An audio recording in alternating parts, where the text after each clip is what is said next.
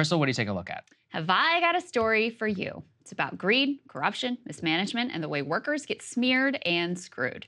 You see, this week, tens of thousands of workers organized by the Teamsters are likely out of work after Yellow Trucking Company went under.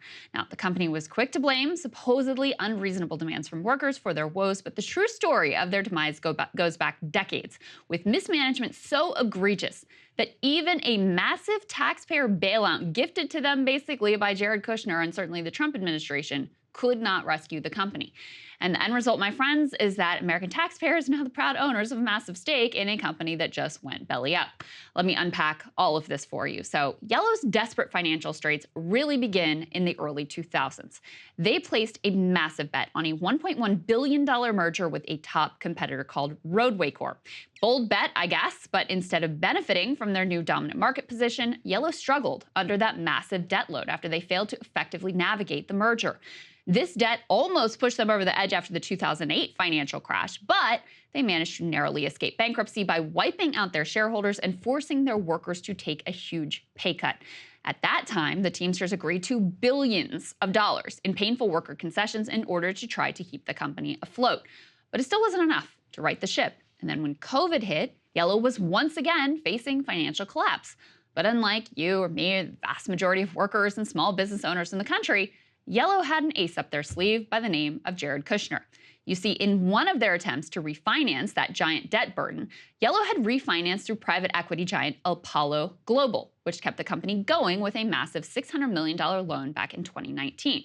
So Apollo Global then had a big interest in keeping Yellow afloat. And they also had a big favor to call in from the White House, because a few years before rescuing Yellow, they had also rescued the presidential fail son-in-law, Jared Kushner, with a big old loan on a Chicago skyscraper that his company had foolishly purchased at the height of the real estate bubble.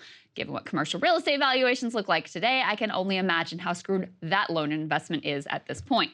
That Apollo loan to Kushner was fishy as hell to start with, coming as it did after Kushner brought Apollo in to advise on infrastructure and even discussed a White House job with an Apollo founder. So when the pandemic shuttered businesses and pushed millions into unemployment, Yellow, thanks to their high-level government connections, they were able to secure a sweetheart deal from none other than you and I. And it was a doozy. $700 million authorized under the CARES Act, even though that legislation was supposedly for relatively small loans to small businesses. That loan to Yellow was so gigantic that at the time it was authorized, it represented 95% of all the funds that had been dispersed through the program. If you owned or were employed by a small business, you probably remember how tough it was to get the paperwork done, approve them and the money released. All of that was a mess. Not so for the chronically mismanaged but politically connected Yellow.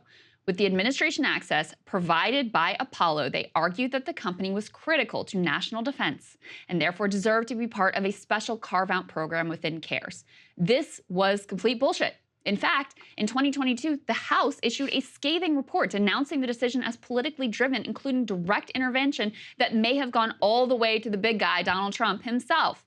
What made this massive bailout even more extraordinary is that Yellow was actually being sued by the government for overcharging the Department of Defense for trucking services, a suit that was eventually settled for millions of dollars. So you see how this works? Kushner used White House access to help out Apollo. Apollo returns the favor with a big loan to Kushner.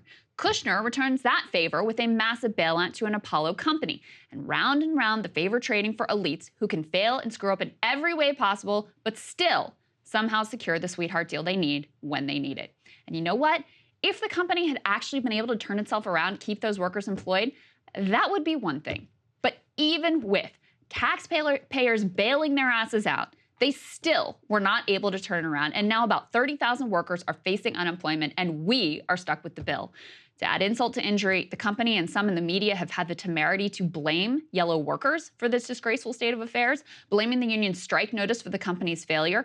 Words cannot describe how misleading this is. Yes, negotiations between the union and the company were increasingly acrimonious as the company entered its death rattle phase, but the workers had every reason to be pissed off. Under self-inflicted financial pressure combined with a post-pandemic freight slowdown, the company decided to skip required payments for worker pensions and health care. What that meant is that workers were facing expulsion from their pension plans and complete loss of the health care that they had been promised as part of their employment. I suspect you would probably be pretty pissed off too.